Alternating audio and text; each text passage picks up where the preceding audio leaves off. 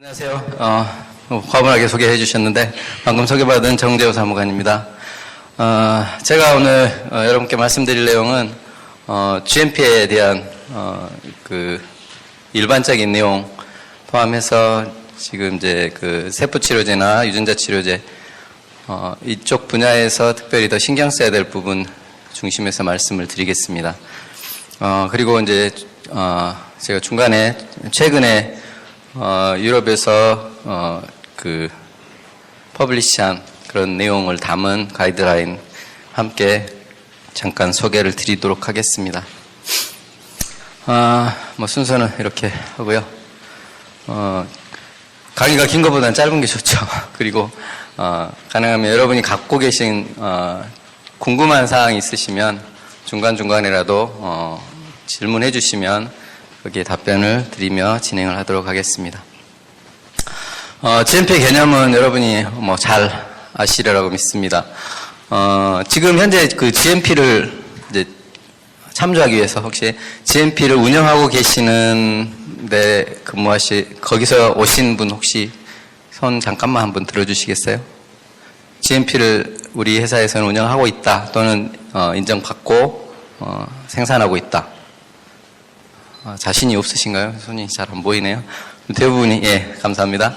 대부분이 아직 그 GMP에 대한 부분들을, 그 실제로 활용하는 단계가 아니다, 이렇게 생각하고 강의를 진행하도록 하겠습니다. GMP 원칙은, 크게 보면 아주 가장 큰 원칙은 이제 한 가지죠. 그 제품을 투여받을 그 환자에 대한 그 안전성, 또 환자에 대한 그 효과를 유지시키기 위해서 제조 과정에서 관리하는 것이 GMP의 목적인데 크게 보면 두 가지로 나눌 수 있습니다. 첫째는 의약품은 모든 의약품이 동일하게 허가를 받고 만들어야 됩니다. 그리고 판매를 해야 되겠죠. 그래서 허가 받을 때 여러 가지 항목들이 정해지고 여러 가지 내용들이 검토되고 거기에 따라서 허가가 부여가 되는 거죠. 그러니까 되게 일반적인 논리하고는 좀 부딪히는데 의약품 제조는 허가 받은 자만 만들도록 특허를 해주는 거 있는 거죠. 그러니까 일반적으로 누구나 할 수 있는 건데 제어하는 게 아니라 아무도 할 수 없지만 이런 사람들만 할 수 있도록 허가를 해주는 거기 때문에 거기 허가 단계에서 이제 사람의 생명이나 이런 건강에 영향을 주기 때문에 그런 허가 제도를 취하고 있고요. 그래서 허가 받을 때 기준과 규격 여러 가지 이제 최소한 그 품목이 갖춰야 될 안전성과 또는 효과를 유지하기 위한 담보장치를 허가 서류 안에 허가할 때 담아주고 있죠. 거기에 중요한 게 이제 품질에 관한 부분인데 허가받은 품질을 일정하게 연속적으로 유지할 수 있도록 하는 게 GMP의 가장 큰 목적 중에 하나고요. 두 번째 목적은 제조 과정에서 오염이나 또는 여러 가지 혼동으로 인해서 그 제품에 어떤 위해가 가해지는 것을 방지하는 겁니다. 그래서 크게는 허가대로 만드는 것이 첫째 GMP의 원칙이고 두 번째는 그 위해 제조 과정에서 생길 수 있는 위해를 줄이는 것. 이게 이제 크게 두 가지인데 위해를 줄이는 방법도 크게 두 가지로 나타낼 수 있는데 첫째는 교차됨으로써 오염을 방지하는 것. 여기에는 뭐 미생물에 대한 오염, 그 다음에 이물질에 대한 오염, 외래 바이러스에 대한 오염 이런 것들이 있을 수 있고요. 두 번째는 이제 혼동으로 인한, 그러니까 작업자가 아무래도 사람이 제조를 하는 과정에 개입되기 때문에 사람들이 혼동할 수 있는 그 혼동에 따른 어떤 위험 이런 것들 크게 두 가지를 방지하는 게 GMP의 어떤 원리라고 볼 수 있습니다. 구성 요소로는 뭐 여러분 보시는 것처럼 여러 가지 요소가 있는데 가장 중요한 것은 이제 그 인프라가 돼 있어야 되겠죠. 어떤 시설이라든가 그다음에 장비. 그다음에 중요한 것은 사람. 그거를 운영하는 사람. 근데 아무나 갈 수 있느냐 그런 건 아니고 일정한 그 적합한 사람들을 고용해서 그 적합한 사람들이 훈련을 통해서 이런 것들을 충족시킬 수 있도록 운영할 수 있도록 그 인력을 갖추는 거고요.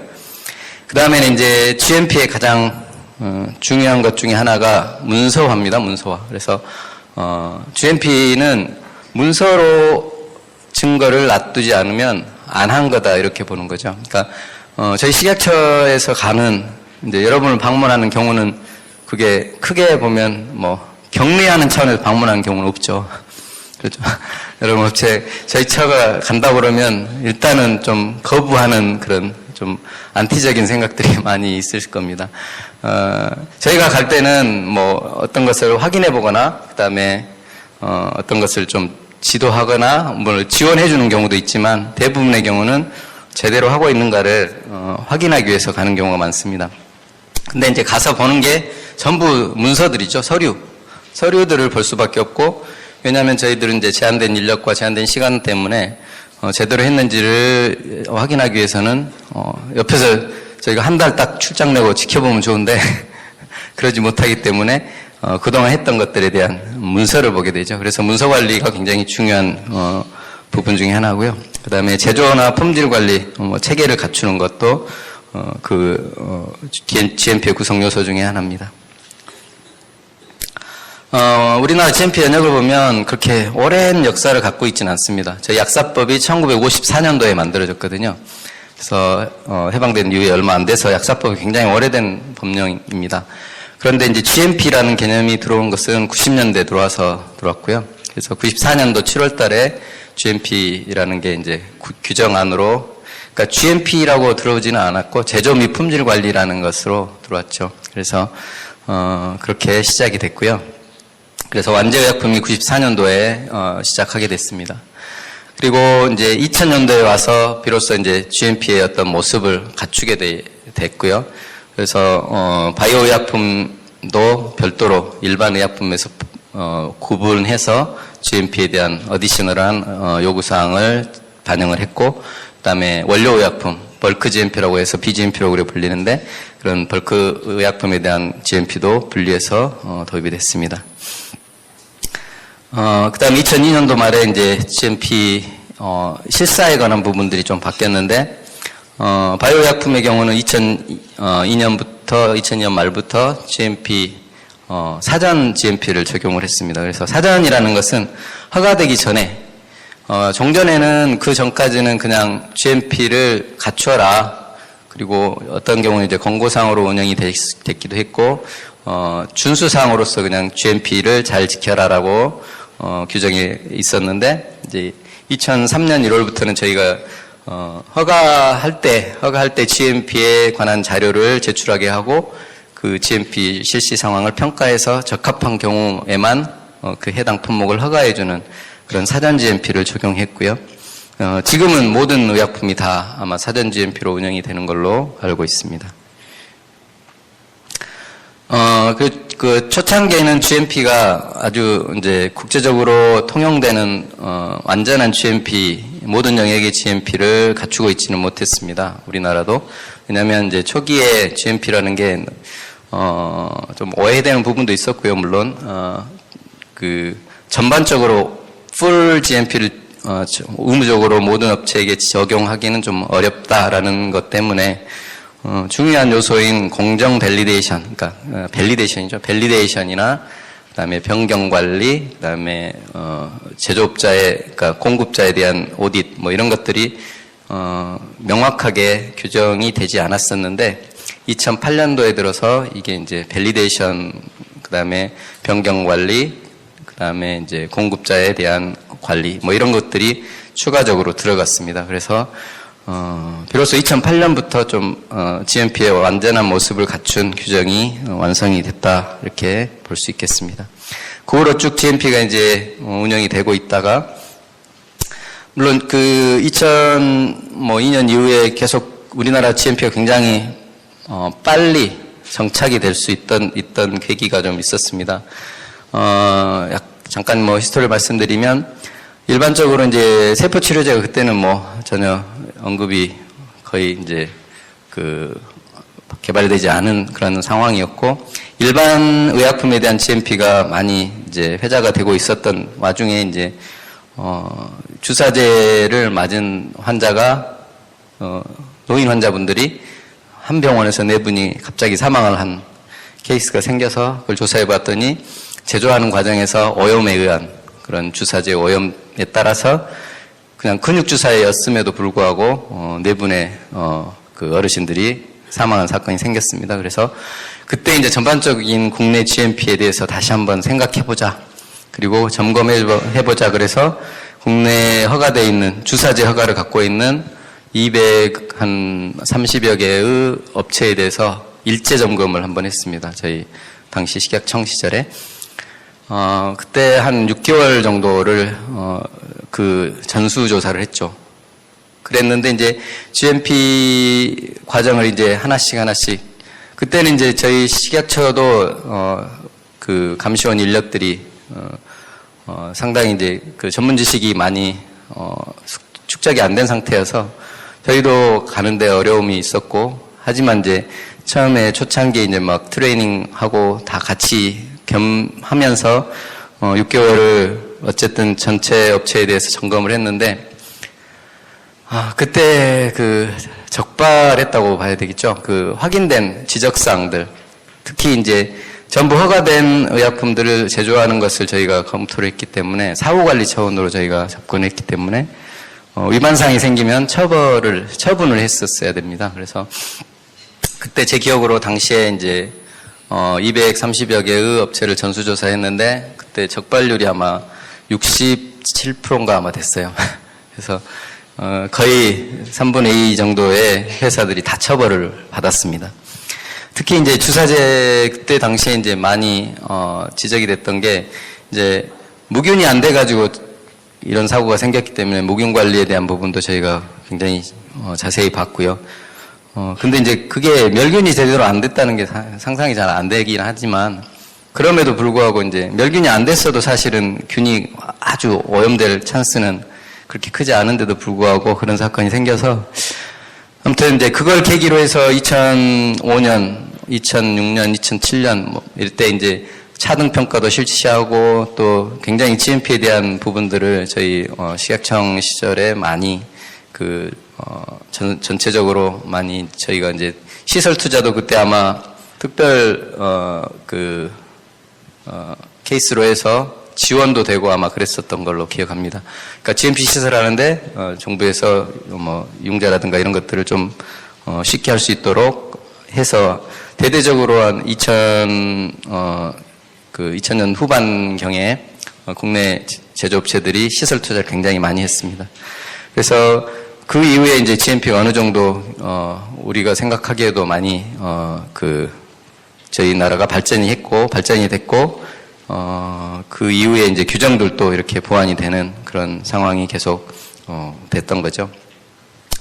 그래서 2014년 7월 달에 저희가 픽스라고 해서 국제적으로 당시에 46개국이 가입이 돼 있는 그런 GMP 조사 규제기관의 연합체입니다. 그래서 픽스라는 데 공식적으로 가입을 했고요. 그래서 가입한 지 1년 이내에 이제 GMP도 픽스의 규정과 전부 맞춰야 되는 그런 요건을 가지고 저희가 픽스 가입국으로 인정을 받아서 2015년 7월 달에 GMP에 대한, 우리가 물론 이제 의약품 안전에 관한 규칙의 별표 1에 GMP의 제너럴한 부분이 별표 1에서부터 3까지 전부 GMP가 각각 분야별로 기준이 있었는데 그걸로는 불충분하다라고 해서 픽스에서 픽스 GMP 가이드라인에 맞는 그런 규정을 한국 내에도 갖춰야 된다라는 그런 요구가 있었습니다. 그래서 2015년 7월 1일자로 시행된 GMP 고시라고 저희가 부르고 있는데, 이 GMP 고시는 픽스의 GMP의 가이드라인을 그대로 번역해서 거의 동등하게 저희가 규정화시킨 겁니다. 그래서 픽스 GMP 고시가 우리 규정으로 들어왔다. 2015년 7월 1일부터 적용하고 있습니다. 여기에는 이제 별표가 쭉 있긴 한데 그 중에 이제 세포치료제와 관련되어 있는 별표는 별표 1과 2입니다. 그래서 별표 1은 무균의약품에 대한 것이고 별표 2는 바이오 의약품, 그러니까 생물을 원료로 하는 의약품에 대한 가이드라인 고시가 바로 GMP 고시의 내용입니다.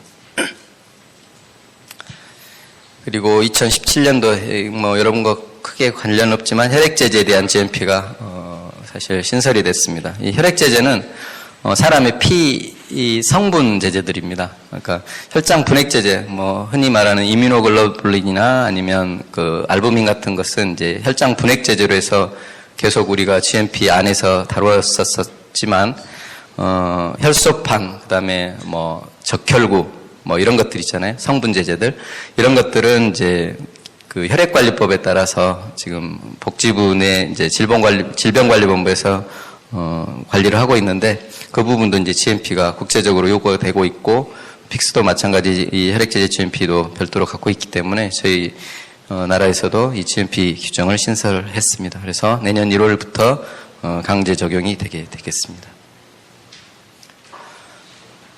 규정의 내용들을 조금 더 설명을 드리겠습니다. 아직 이제 GMP를 전반적으로 다 운영하고 계시지 않는다고 아까 말씀하셔서 좀 설명을 드리면 이제 크게 여러분이 꼭 지켜야 될 게 있고 이거는 참고 내지는 하면 더 좋다라는 그런 규정들이 있습니다. 규정이라기보다는 어떤 그 문서가 있습니다. 여러분이 꼭 지켜야 되는 규정은 뭐냐면 법과 시행령 시행규칙과 그다음에 고시. 그러니까 고시까지는 여러분이 꼭 지켜야 됩니다. 고시를 안 지키면 아주 이제 워스트한 경우는 행정처분뿐 아니고 형사벌까지 받게 됩니다. 그러니까 벌칙조항이 원래 다 법에 들어있거든요. 근데 벌칙조항은 법을 몇 조를 위반하면 어떤 처벌을 받는다라는 게 항상 뒤에 모든 법에 벌칙조항이 다 있습니다. 그래서 벌칙조항을 적용을 받을 수가 있고요. 그러니까 고시를 안 지키면 왜 벌칙을 받게 되냐면 고시는 위임된 사항을 가지고 만듭니다. 그러니까 법에서 다 세부적으로 못 정한 내용을 규칙에 정하고요. 규칙에서 다 못 정한 내용을 고시로 정합니다. 그러니까 법, 규칙, 고시 이거는 하나의 세트입니다. 그러니까 그 세트 중에 만약에 하나가 안 지켜지면 결국은 위로 찾아가면 법 조항을 위반한 행위가 되기 때문에 그래서 고시까지는 반드시 지켜야 되는 내용이다 이렇게 말씀드릴 수 있습니다. GMP와 관련된 고시는 아까 말씀드린 GMP 고시, 의약품 제조 및 품질 관리에 관한 규정이라고 명칭이 되어 있는 고시가 있습니다. 그리고 이제 여러분이 참고해야 될, 그러니까 강제적으로 이거를 위반하면 처벌까지는 안 가지만 그래도 지키는 게 좋습니다 하고 만드는 게 가이드라인들입니다. 우리 차의 홈페이지에 보면 가이드라인들이 많이 들어있죠. 근데 가이드라인은 어떤 법적인 근거가 없는 경우도 있습니다. 그러니까 고시까지는 반드시 법적인 위임된 근거가 있어야 되고요. 그러니까 가이드라인은 그런 위임된 근거에 따르지 않고라도 외국 가이드라인을 좀 이용한다든가 이렇게 해서 실제로 지키면 더 좋겠다라고 저희 차의 입장을 명시한 게 가이드라인 지침들에 대한 내용이겠습니다. 그리고 이제 고시가 이제 식약처에서 굉장히 많은 고시들이 운영되고 있습니다. 여러분도 이제 허가 과정에서 또는 여러 가지 이제 개발 단계에서 보시면 참 고시들이 많아요. 그러니까 그 고시들을 다 찾아서 보기는 어렵기 때문에 여러분과 연관된 고시들을 좀 찾아볼 필요는 있겠죠. 특별히 허가에 관련된 것들은 아까 설명을 하셨겠지만 허가에 관련된 고시가 있습니다. 허가에 관한 규정. 거기에 있는 내용도 반드시 지켜야 되는 아까 제가 말씀드렸죠. 의무적인 내용들이 다 담겨 있다 이렇게 보시면 되겠습니다. 세포치료에 특별하게 이제 세포치료제나 유전자 치료제에 관련된 부분들은 규칙에 세포치료제라고 해서 따로 지금 명칭이 나온 게 안전에 관한 규칙 별표 3의 세포치료의 정의 이 정도가 이제 나와 있는 것이고요. 그래서 의약품 안전에 관한 규칙 별표 3이 생물학적 제재 등에 대한 GMP 내용이고요.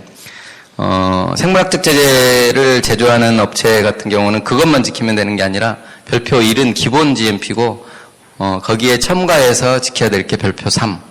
그 다음에 내가 원료의 생물의약품, 생물학적 제재를 만든다 그러면 별표 1의 2까지. 그러니까 이 세 가지를 다 지켜야 GMP를 적용한다라고 말할 수 있고요. 여기에 보면 이제 허가 관련된 이제 내용들을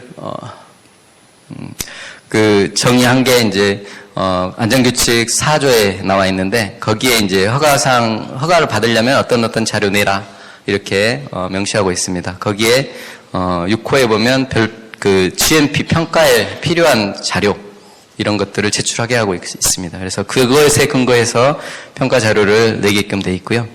그다음에 저희가 이제 평가할 때는 이따 후반부에 말씀드리겠지만 허가를 위해서 참 GMP를 평가할 때는 이제 그 평가하는 주체가 좀 다릅니다. 우리 처 내에서도 업무가 분장이 돼 있어서 저희 본부의 바이오의약품 품질관리과 제가 속한 과에서는 수입되는 생물의약품 등에 대한 생물학적 제재 등에 대한 GMP 평가를 하고 있고요. 국내에서 국내 제조 품목을 허가받으려고 하는 그런 경우는 각 지방청에 있는 의약품 안전과나 의약품 실사과에서 의료제품 실사과에서 실제로 GMP 평가를 하게 됩니다. 그래서 크게 좀 나눠지는데 어쨌든 기준은 동일하고요.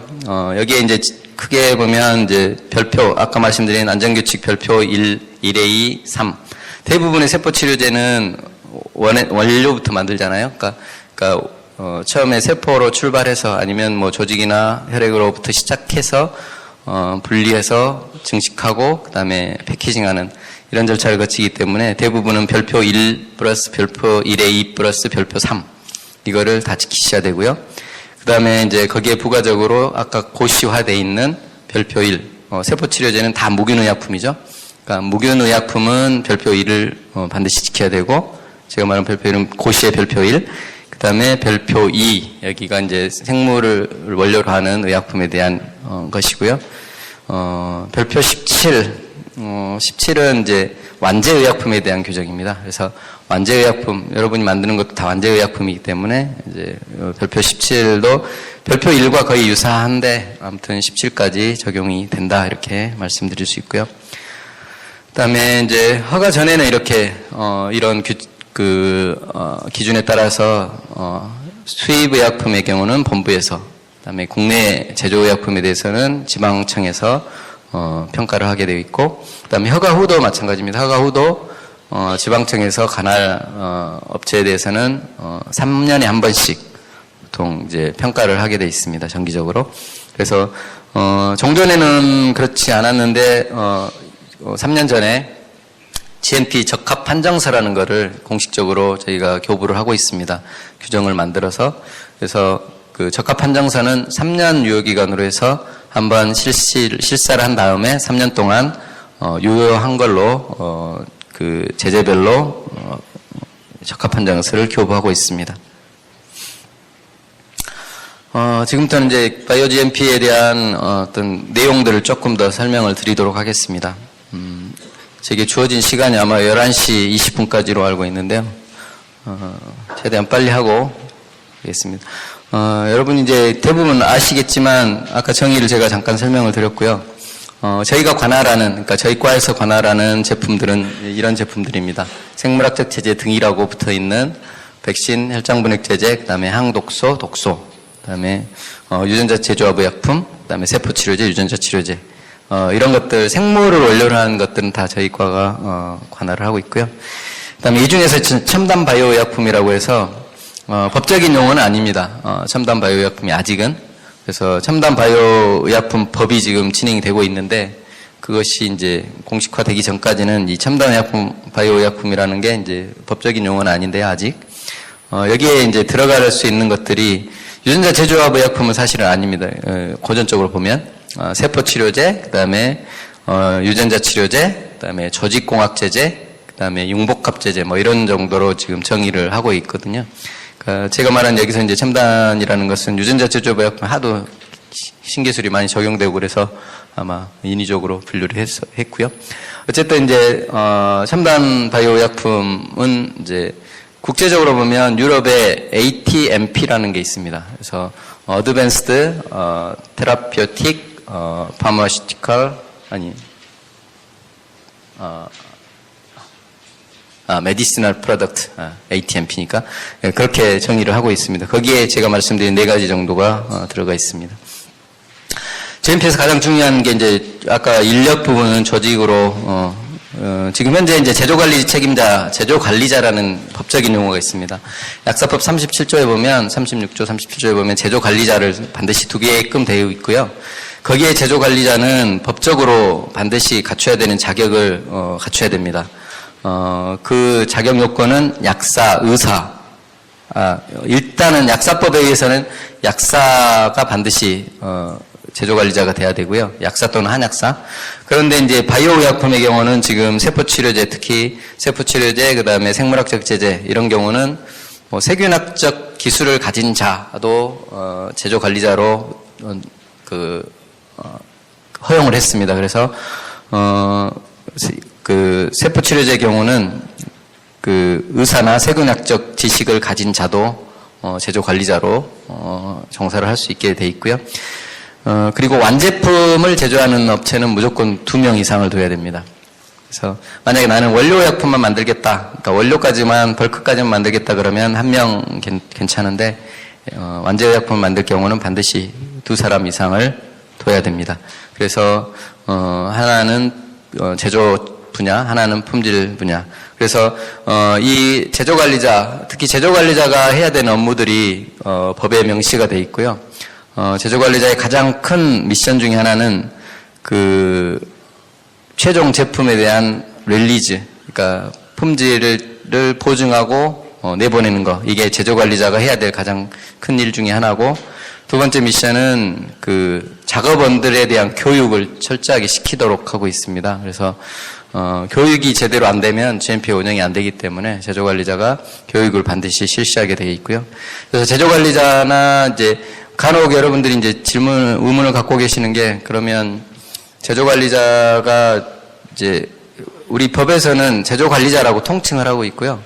어떤 사람이 제조 분야를 책임지고 어떤 분이 뭐 품질 분야를 책임질지는 법에서는, 규정에서는 명확히 다루고 있지 않습니다. 그래서 같은 뭐 약사 내지는 같은 이제 세균학적 지식을 가진 자가 제조관리자가 2명이면 그것은 업체 내에서 분담을 하셔서 그 권한을 부여하시면 되고요.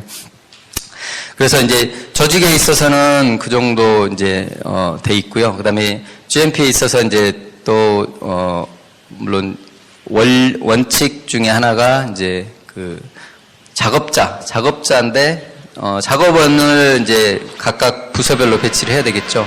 근데 그 작업원들이 어떤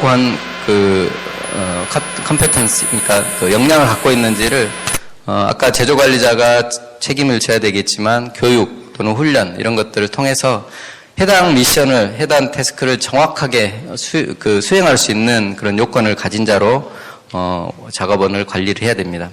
그러니까 GMP에 있어서 인력을 대부분의 가이드라인이나 규정에서 인력이 굉장히 앞쪽에 배치가 되어 있습니다. 왜냐하면 그만큼 인력이나 조직이 중요하기 때문입니다. 그래서 GMP에 있어서 최소한 몇 명 갖춰야 된다 이런 기준은 없어요.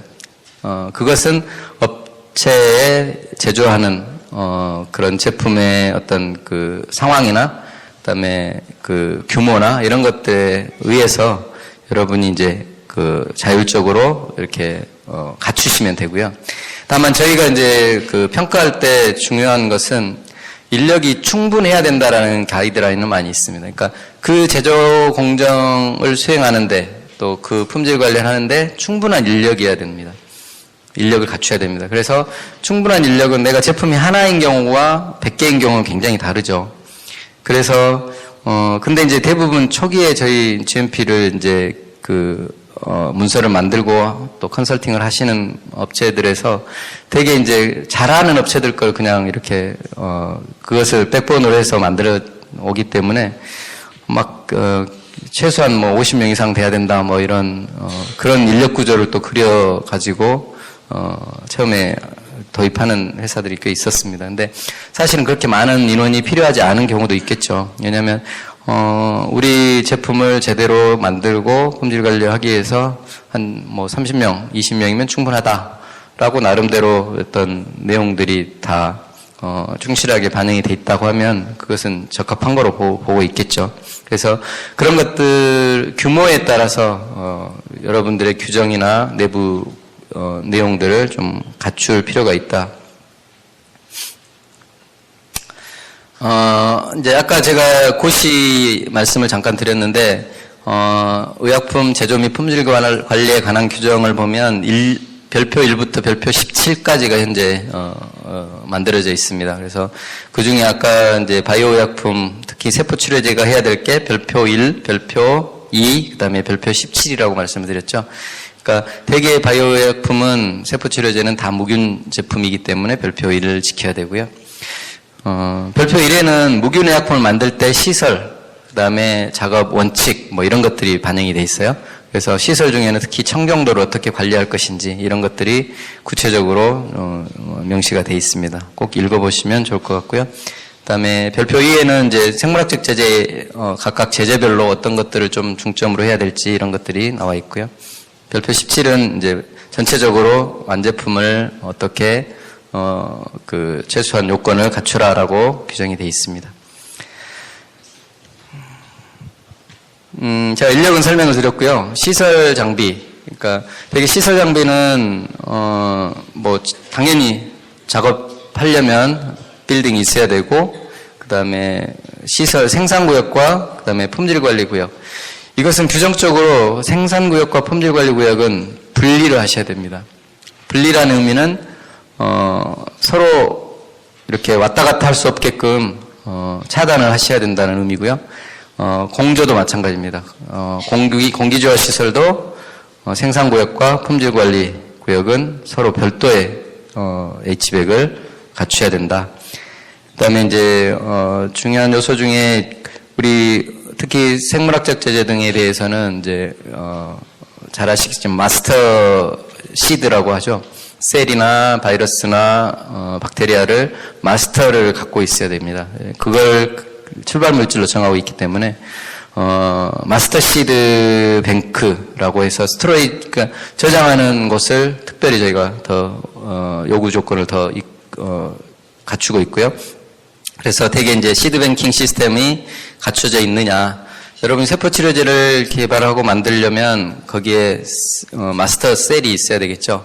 그냥 우리가 그 조직을 가지고 바로 거기서부터 출발, 보통 이제 그게 마스터 시드가 필요하냐 안 하냐는 이제 어떤 이제 오토로거스냐 아니냐, 호몰로거스냐 이런 것들이 좀 갈라질 수 있는데, 대개 이제 일반적인 의약품 어프로치로 보면 처음 출발 물질 시작해서 만들어진 것을 여러 사람한테 이렇게 투여를 하게 되겠죠. 그렇지만 이제 오토로거스는 좀 다릅니다. 그건 이제 특이적인 환자 자신에 의한 거기 때문에 그럼에도 불구하고 여러 번 생산하기 위해서는 마스터 셀을 구축을 하는 게 일반적으로 있는 거고요.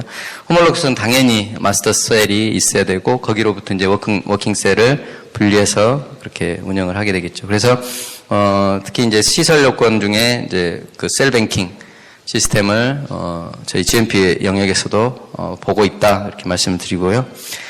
그다음에 이제 워터 시스템도 필요하면 갖춰야 되는 거고, 워터 시스템은 이제 근데 세포 치료제 경우는 대부분 이 제조용수를 시스템을 갖고 있는 회사는 거의 없는 걸로 제가 알고 있고, 왜냐하면 이제 쓰는 양이 그렇게 일반 의약품에 버퍼를 만들거나 아니면 미디아를 만들거나 할 때 용수를 많이 쓰게 되는데 그런 규모로 쓰지 않기 때문에 용수를 이제 쓰는 규모에 따라서 이제 구입해서 쓸 수도 있다. 세포 치료제 경우는 그렇게 저희가 이제 가이드를 하고 있습니다.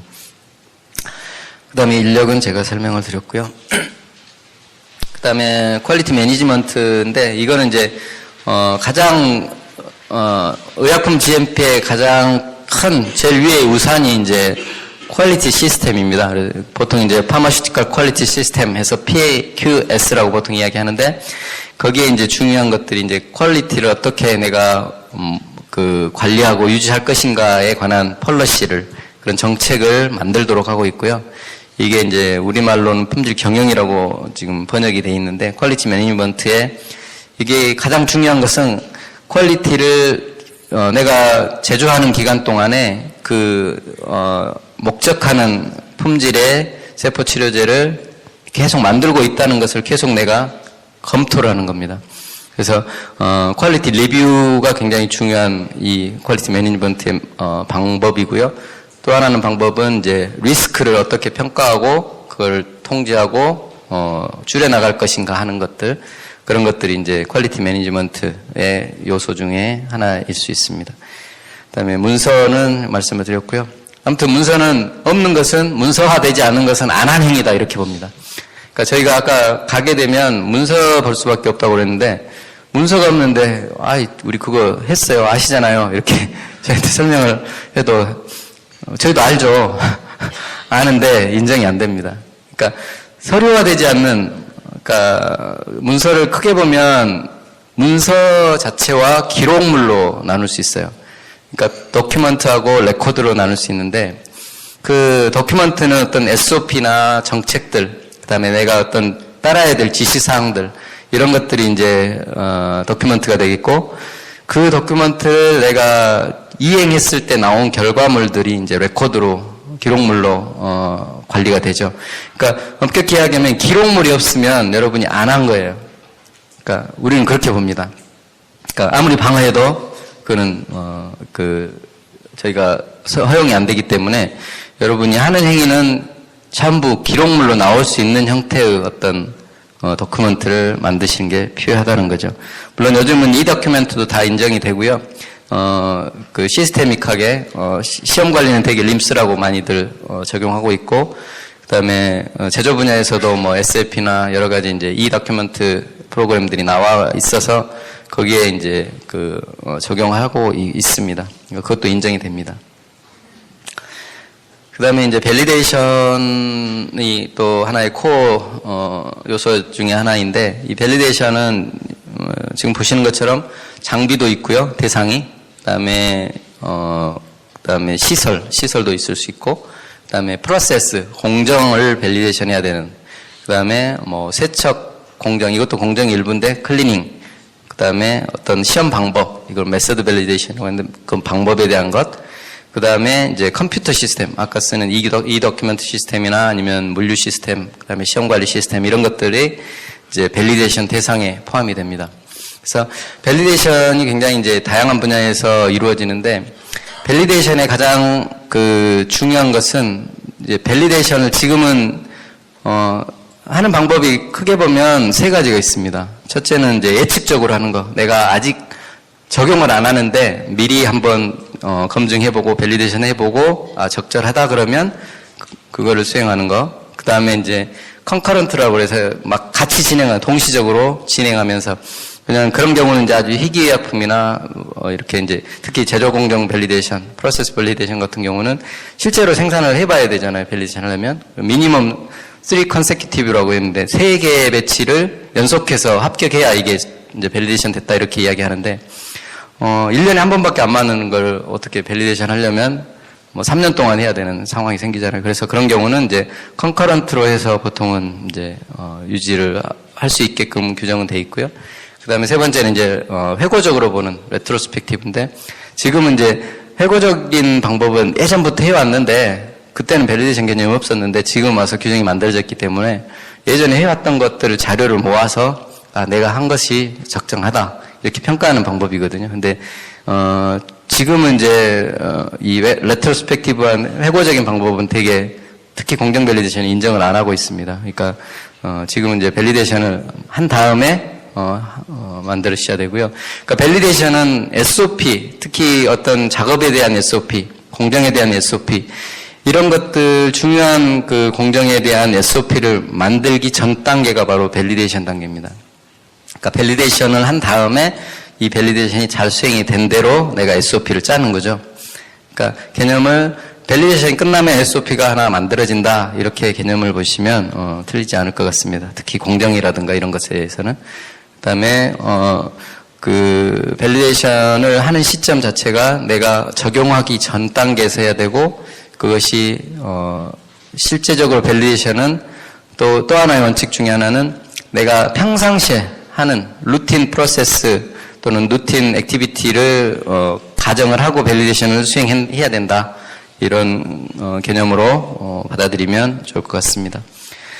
그래서 밸리데이션만 해도 이제 여러 그 방법이 있기 때문에 굉장한 시간 좀 필요한데, 아무튼 크게 보면 분류가 이 정도 되고 있고, 특히 세포 치료제에서 그러면 뭘 밸리데이션 해야 됩니까? 세포 치료제에서 여기에 다 해당이 되겠죠. 그죠? 일단 패슬리티 같은 경우는 청정도를 내가 갖춰야 되잖아요.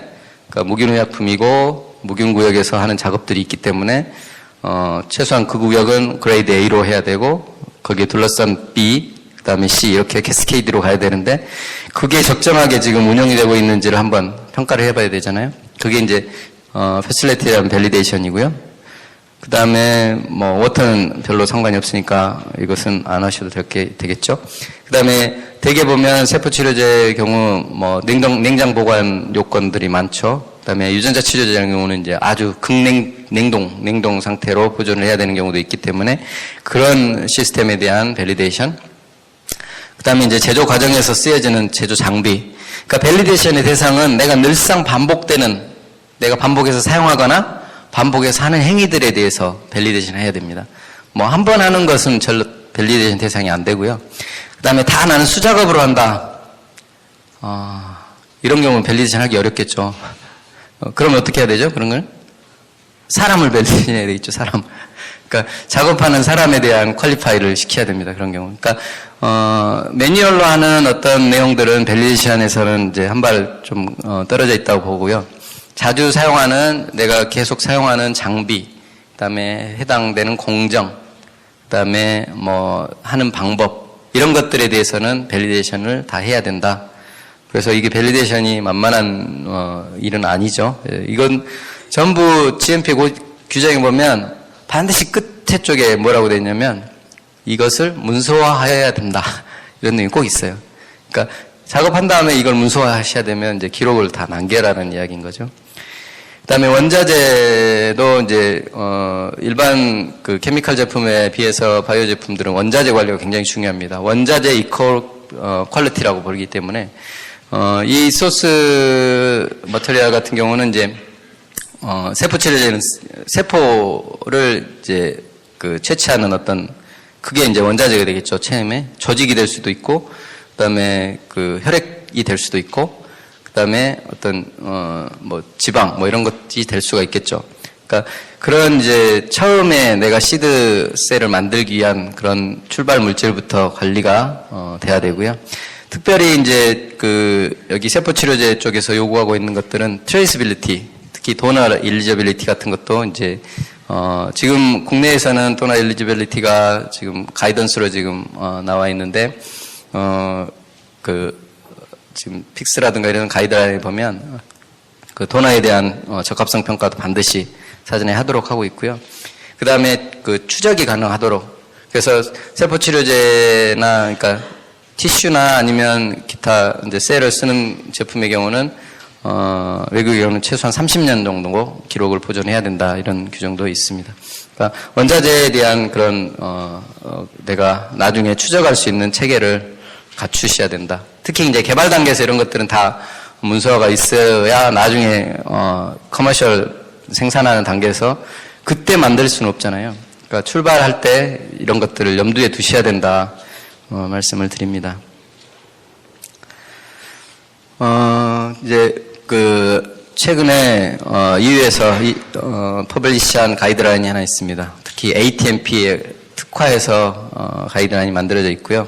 이건 이제 GMP에 관한 가이드라인입니다. 아직 국내에는 이런 이제 세포 치료제 특이를 반영해서 만든 GMP 규정은 아직 없고, 다만 가이드라인으로 하나 있긴 한데 그것도 내용이 아직 충실하지는 못하다고 저도 이제 생각을 하고 있는데, 아무튼 이 유럽에서 만들어진 ATMP가 가이드라인이 GMP 가이드라인이 이제 금년 5월 22일부터 그러니까 엊그제부터 이게 인포스가 됐습니다. 그래서 이것을 여러분이 좀 참고하시면 나중에 국내뿐 아니라 유럽 쪽에 기술 뭐 수출이라든가 아니면 기타 진출할 때 이건 반드시 지켜야 되는 요건으로 판단하시고 좀 공부를 하시고 또 숙지하시는 게 좋을 것 같습니다. 내용들은 특히 이제 여러분이 보시는 것처럼 전 분야가 다 있습니다. 특히 뭐 처음에 나오는 게 제일 먼저 여기는 순서가 리스크 베이스드 어프로치가 제일 먼저 나오죠. 그러니까 요즘 GMP에 있어서 리스크에 대한 관리 그게 굉장히 많이 요구되고 있고 또 실제로 GMP 점검을 하게 되면 그런 이제 외국 규제기관으로부터 받게 되면 많은 부분이 요구가 되고 비단 GMP뿐 아니고 여러분이 허가서류 내실 때도 이런 리스크에 대한 분석 이런 것들이 필요할 경우도 있습니다. 그래서 GMP에서도 지금 리스크 매니지먼트 굉장히 중요한 이슈로 되고 있고요. 그다음에 여기도 퍼슨 HR 먼저 나오잖아요. 그러니까 인력에 대한 부분, 그다음에 그 시설에 대한 부분, 그다음에 장비에 대한 부분 이런 것들, 그다음에 시드랏에 대한 부분 이렇게 이제 쭉 이 아이템별로 조금만 더 들여다보면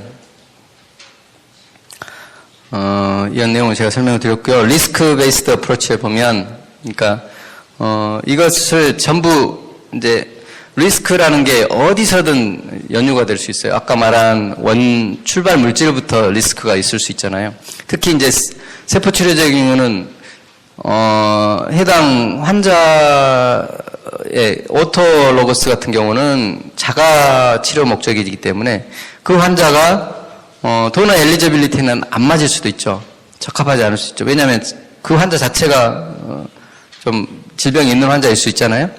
그러니까 그럼에도 불구하고 그 환자에게만 투여하는 의약품의 경우는 그러면 도너 엘리지빌리티를 무시해도 될까? 뭐 이런.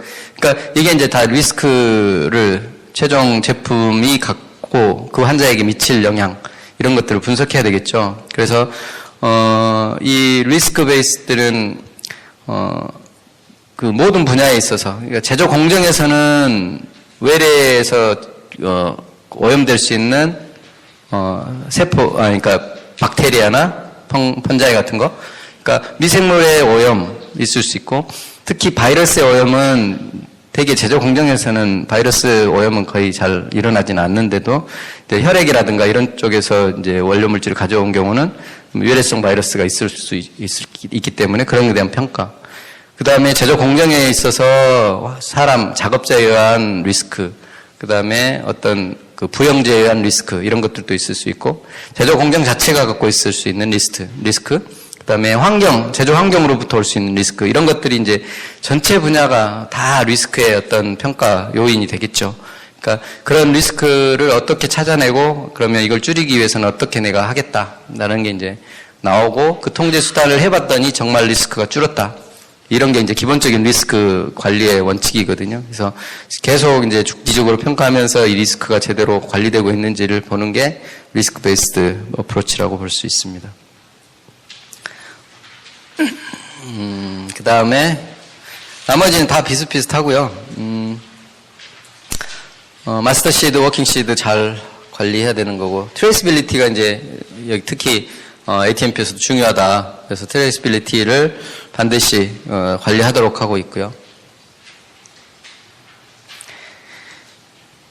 그 다음에 프로덕션에 있어서도 이제 기본적으로는 이제 크로스 컨타미네이션을 방지할 수 있도록 다 가야 된다. 그 다음에 특히 이제 패키징이나 이런 쪽에서 레이블이 미스 레이블을 안 될 수 있도록. 왜냐하면 이게 이제 인디비주얼한 그런 제품들이 있을 수 있잖아요. 세포치료제의 경우는. 특히 환자한테 그러니까 오토로고스 같은 경우는 내가 그 특정 환자를 위한 제품이란 말이죠. 근데 만약에 레이블이 다른 환자께 붙어버리면 굉장히 큰 사고가 생길 수 있겠죠. 그러니까 레이블링 관리가 좀 더 철저하게 이루어질 필요가 있다. 그 다음에 퀄리피케이션, 밸리데이션 다 일반적인 내용으로 다 통용이 될 수 있고요. 그 다음에 특별히 ATMP에 있어서 이 아웃소스 액티비티에 대한 부분도 지금 반영이 되어 있습니다. 그래서 여러분이 위탁하거나 그 다음에 이제 수탁하는 것들에 대한 위탁자, 수탁자의 어떤 롤이라든가 이런 것들도 좀 명시가 되어 있고요. 이런 것들이 이제 전부 아까 말한 리튼된 그런 계약서에 이런 내용들이 굉장히 잘 세부적으로 반영이 되어 있어야 된다라는 것을 말하고 있습니다. 프로덕트 리콜에 대한 것들, 특히 세포치료제의 경우는 대부분 유효기간이 굉장히 짧잖아요. 그죠? 뭐 일반 의약품은 뭐 2년, 3년 이렇게 쓸 수 있는데 세포치료제의 경우는 제조 완료된 일로부터 뭐 72시간, 짧게는 뭐 48시간도 있던가요? 아무튼 72시간, 그 다음에 몇 달, 뭐, 길어봐야 몇 달, 이 정도 그 유효기간을 갖고 있기 때문에, 요구하는 스테릴리티에 대한 것을 완전한 컨펌을 하지 못한 상태에서 나가는 경우도 있죠. 그죠? 그러니까 스테릴리티 테스트는 보통 무균 시험은 14일이 걸리잖아요. 무균 시험 왜 14일 하시는지 알아요? 무균 시험을 간혹 이제 실수하다 보면 아니 무균 시험이 왜 14일이 필요하냐고 5일, 7일이면 다 나오는데 막 이렇게 주장하시는 분도 있어요.